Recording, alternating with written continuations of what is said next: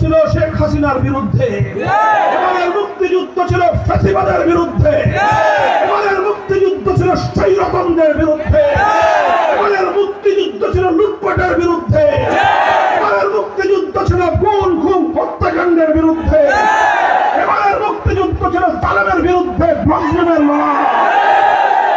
এ লড়াই ইনশাআল্লাহ অব্যাহত থাকবে। পরিষ্কার ভাষায় বলতে চাই, শেখ হাসিনা বাংলাদেশের মানুষকে হত্যা করে সহস্রাধিক মায়ের বুক খালি করে তারপর বাংলাদেশের 1 ইঞ্চি নৌপথ, 1 ইঞ্চি সড়ক পথ শেখ হাসিনাকে বরণ করে নেয়নি, বরং সে আকাশে উড়াল দিয়ে নরেন্দ্র মোদীর কোলে গিয়ে ঝাঁপ দিয়ে পড়েছে। ওই জায়গাটাই ছিল তার আশ্রয়স্থল। প্রমাণ হয়েছে বিগত 15 বছর বাংলাদেশের জনগণের অধিকার হরণের পিছনে নরেন্দ্র মোদীর দাদাবাবুদের হাত ছিল।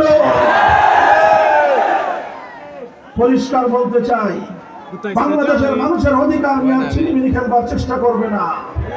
ভারত খান হয়ে যাবে। আমার দেশের মানুষের অধিকার ছিনতাই যদি করতে চাও, তোমার দেশের অখণ্ডতা তুমি রক্ষা করতে পারবে না। তুমি মনে রেখো, 18 কোটি মানুষকে তুমি দাবায় রাখতে পারবে না। এদেশের মানুষ প্রতিবাদ করতে শিখেছে, এদেশের মানুষ রক্ত দিতে শিখেছে, এদেশের মায়েরা সন্তানদেরকে যুদ্ধে পাঠাতে শিখেছে, এদেশের সন্তানেরা মায়ের চোখের অশ্রু মুছে দিয়ে, বুকের রক্ত দিয়ে মায়ের মাতৃভূমিকে স্বাধীন করতে প্রেরণা পেয়েছে। এই জাতিকে কেউ দাবায় রাখতে পারবে না।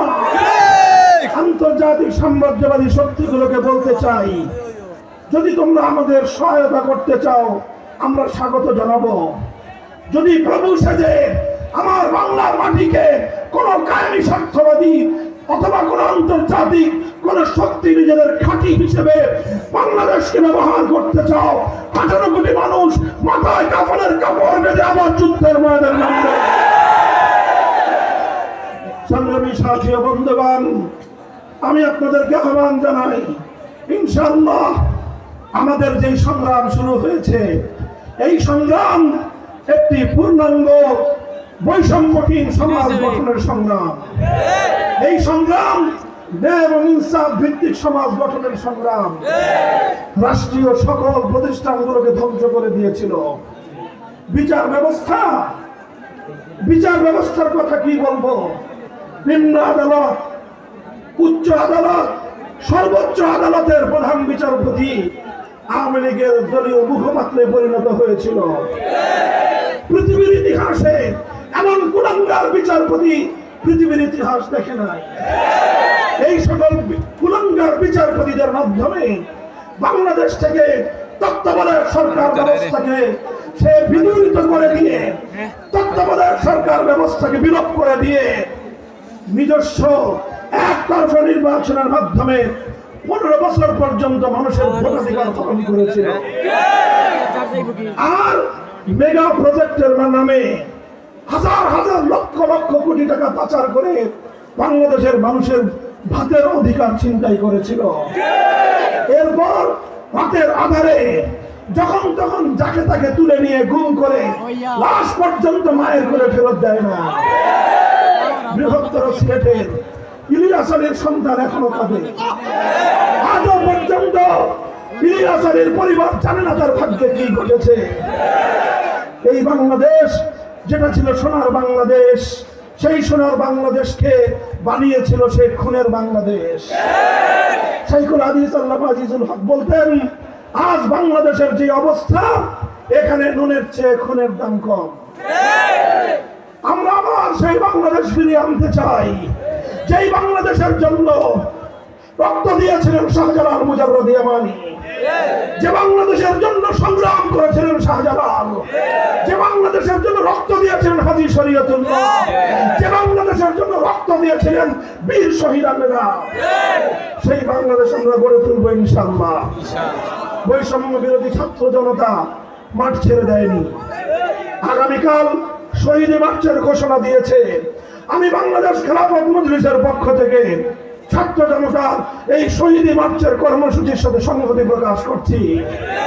ইনশাআল্লাহ যতদিন পর্যন্ত ফ্যাসিবাদের সকল শক্তি বাংলাদেশ থেকে পরিপূর্ণ মূলোৎপাটন না হবে, ততদিন পর্যন্ত আমাদেরকে রাজপথে অবস্থান ধরে রাখতে হবে। আমরা চাই বাংলাদেশ সকল মানুষের অধিকার প্রতিষ্ঠিত হবে।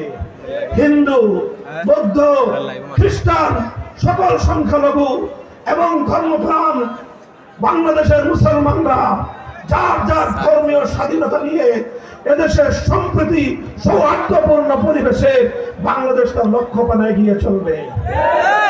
অন্তর্বর্তীকালীন সরকারের প্রতি আহ্বান, 2009 সাল, 13 সাল, 14, 15, 16, 2021, 2024 সালে যত মানুষকে হত্যা করা হয়েছে, যতগুলো গণহত্যা পরিচালিত হয়েছে, প্রতিটি হত্যাকাণ্ডের সুষ্ঠু বিচার নিশ্চিত করতে হবে।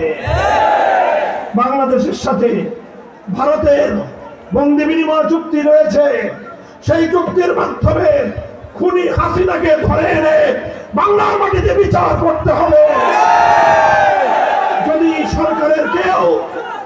সরকারের কেউ কোন মহল খুনি হাসিনার বিচারকে বাধাগ্রস্ত করবার চেষ্টা করে, তার বিরুদ্ধে বাংলাদেশের মানুষ গর্জে উঠবে।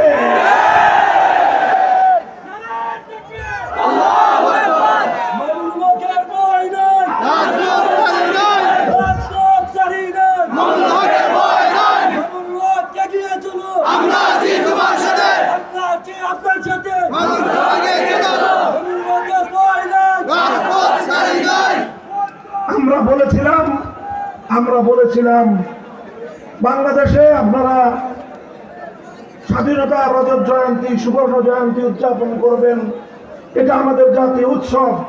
কিন্তু এই উৎসবে নরঘাতক গুজরাটের কসাইকে আহ্বান করে আমার স্বাধীনতার অনুষ্ঠানকে কলঙ্কিত করবেন না। আমাদের কথা ভালো লাগলো না। আমরা বলেছিলাম আপনার মরহুম পিতার ভাস্কর্য বানায় জাতীয় সম্পদ ব্যয় করে আমাদের ট্যাক্সের টাকা দিয়ে আপনি সাধারণ জাতীয় স্থাপনাগুলোতে, মহাসড়কগুলোতে আপনার বাবার মূর্তি বসাতে পারেন না। এদেশের মানুষ আপনার বাবার মূর্তি বানানোর ভেন্ডেটার থেকে দেয় নাই। আমরা মুসলিম জনপদে